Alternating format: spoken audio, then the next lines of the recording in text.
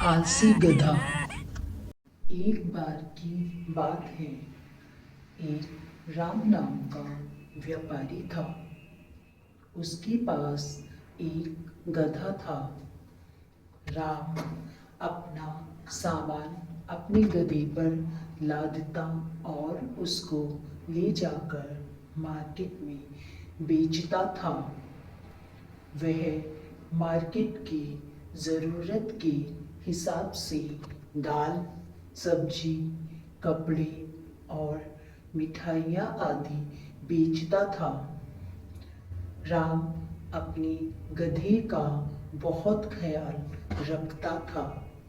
वह उसको बहुत अच्छा खाना देता और उसको आराम करने के लिए अच्छी जगह देता था, क्योंकि उसको पता था कि गधे की वजह से ही वह अपना सामान मार्केट में ले जाकर बेच पाता था। लेकिन गधे को काम करना बिल्कुल भी पसंद नहीं था। वह आलसी था। वह जितना हो सके काम से बचता ही था। वह तो बस खाना और आराम करना चाहता था। एक दिन जब राम अपने गधे पर दाल चावल की बोरियां मार्केट जाने के लिए लाद चुका था, तो गधा आगे बढ़ने के लिए बिल्कुल तैयार नहीं हुआ। ऐसे में राम ने उसको एक छड़ी से मारा, जिसके कारण गधे को चलना ही पड़ा। मार्केट पहुंचकर राम को पता चला कि मार्केट में अब नमक की बहुत ज़्यादा ज़रूरत है, तो उसने नमक को बेचने की सोचा। वह अगली बार नमक की 4 बोरियां लेकर मार्केट पहुंचा और उसको बेच दिया। तब उसे उसके अच्छे दाम मिले। उसने अगली बार और ज़्यादा बोरियां लेकर मार्केट में बेचने की योजना बनाई। राम ने अगली सुबह मार्केट में ले जाने के लिए 6 बोरियां अपने गधे के ऊपर लाद दी। लेकिन गधा इतनी बोरियों के बोझ के कारण खड़ा भी नहीं हो पा रहा था।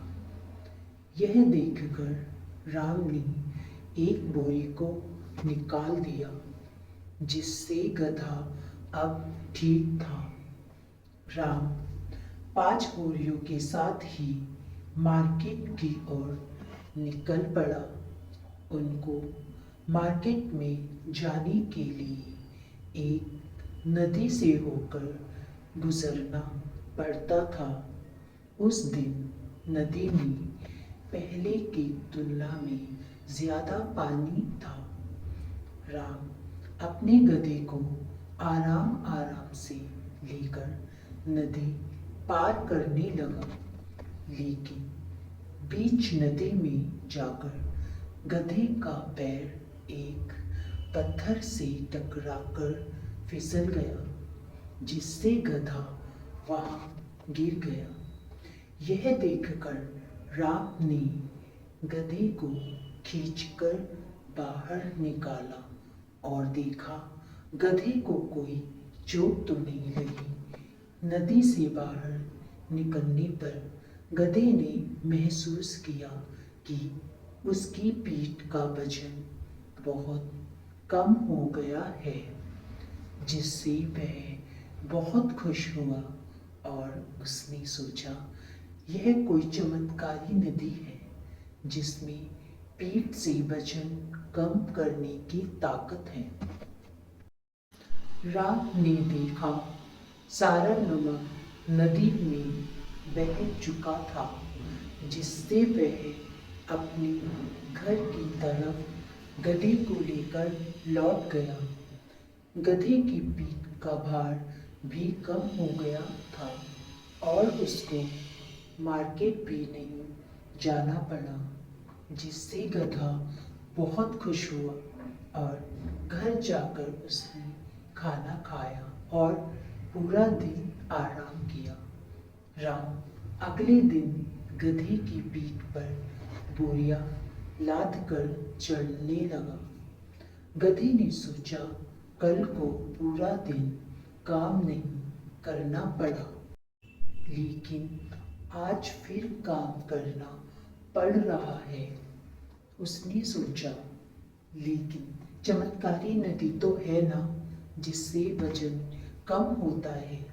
जैसे ही राम और उसका गधा नदी पार करने लगे, तब गधा फिर बीच नदी में जाकर बैठ गया। राम इससे बड़ा हैरान हुआ और अपने गधे को खींचकर बाहर निकाला। अब फिर सारा नमक पानी में बह चुका था।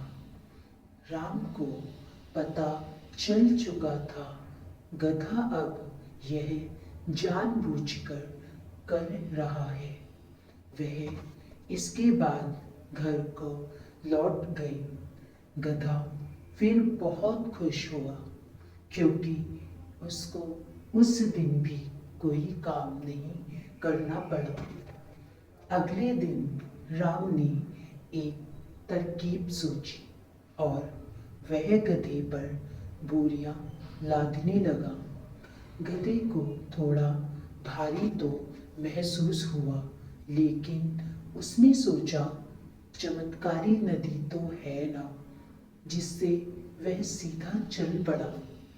जब राम और उसका गधा दोनों नदी पार करने लगे, गधा फिर अपनी पीठ का भार कम करने के लिए बीच नदी में जाकर बैठ गया। थोड़ी देर के बाद वह जैसे ही खड़ा हुआ तो उसकी पीठ बहुत दर्द करने लगी, क्योंकि पीठ का भार बहुत बढ़ चुका था। क्योंकि राम ने अब की बार नमक की जगह कपास बोरी में डाला था। गधे के पानी में बैठने पर कपास ने सारा पानी सोख लिया और भारी हो गई। गधा इससे बहुत परेशान हुआ और गधे को इस बड़े हुए भार को लेकर अब मार्केट भी जाना पड़ा। अब गधे को सबक मिल चुका था।